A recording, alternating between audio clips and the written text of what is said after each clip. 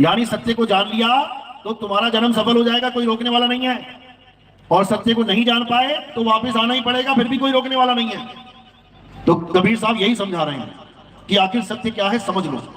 जल में मीन प्यासी, मोहे देखत आवे हासी, आत्म ज्ञान बिना नर भटके, कभी काबा कभी काशी। यानी इस दुनिया में बस दो ही चीजें हैं, गीता में भी यही समझाया है अर्जुन।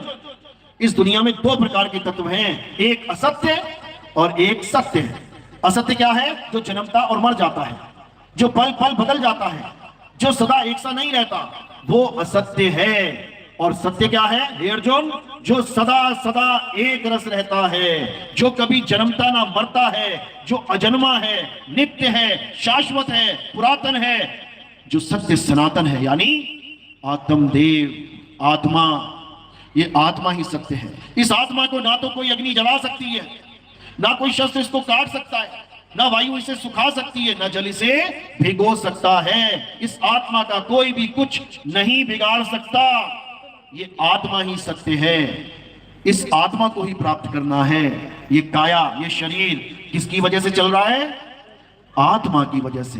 किसका शरीर? हिंदुओं का, सबका। हिंदू, मुस्लिम, सिख, ईसाई, यहूदी, Parsi, German, French, Italian, Chinese, Japanese, हर देश का जीव, हर धर्म का जीव, हर जात पात का जीव, सब आत्मा के सहारे ही चल रहे हैं। आत्मा के बिना एक पत्ता नहीं हिल सकता। एक पत्ता, पत्ता मतलब पा से पांच और ता से तत्व, ये पांच तत्व बिना आत्मा के नहीं हिल सकते। अभी देखो हिल रहे हैं, ये हिल रहा है ना। अभी आत्मा ने शरीर को छोड़ दिया, हिल के दिखाए, उंगली ना हिलेगी, एक उंगली नहीं हिल सकती। अभी तुम्हारे पास आत्मा है, जितने मर्जी जयकारे लगा लो। हिंदू हो तो जय श्री राम, मुसलमान हो तो अल्लाहू अकबर, सिख हो तो जो बोले सो निहाल, ईसाई है तो हालेलुया, कुछ भी बोलते रहो। इस आत्मा की ताकत से तुम कुछ भी बोल सकते हो। और जब आत्मा ने शरीर को छोड़ दिया, अब बोल के दिखा जरा जय श्री राम, अब बोल के दिखा जरा अल्लाहू अकबर। तो किसकी वजह से बोल रहे थे? आत्मा की वजह से। किसकी वजह से मंदिर तक जा रहे हो पूजा करने? आत्मा की वजह से। किसकी वजह से जा रहे हो तुम गुरुद्वारे तक? आत्मा की वजह से। किसकी वजह से जा रहे हो तुम चर्च और अलग अलग मंदिरों में? आत्मा की वजह से। और इस आत्मा को ही नहीं जानते तो जन्म सफल नहीं होगा भाई। गुरु ग्रंथ साहब में बिल्कुल वाणी दर्ज है, क्या कहते हैं? आत्मदेव पूजिए, गुरु के सहज सुभाए।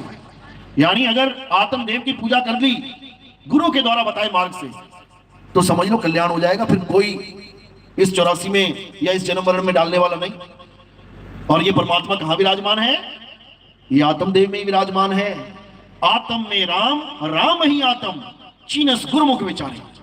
यानी परमात्मा को पाना है तो पहले अपनी आत्मा को जानना पड़ेगा।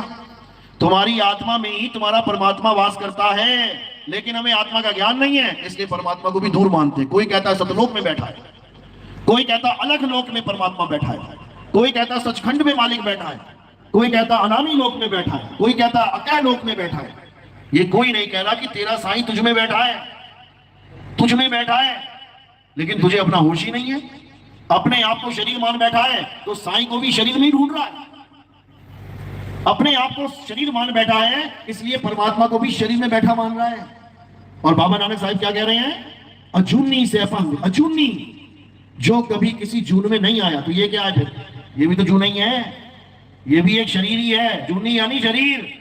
परमात्मा को शरीर में ढूंढने वाले कभी उसको नहीं प्राप्त कर सकते। तो कहां ढूंढना है? आत्मा में ढूंढना है।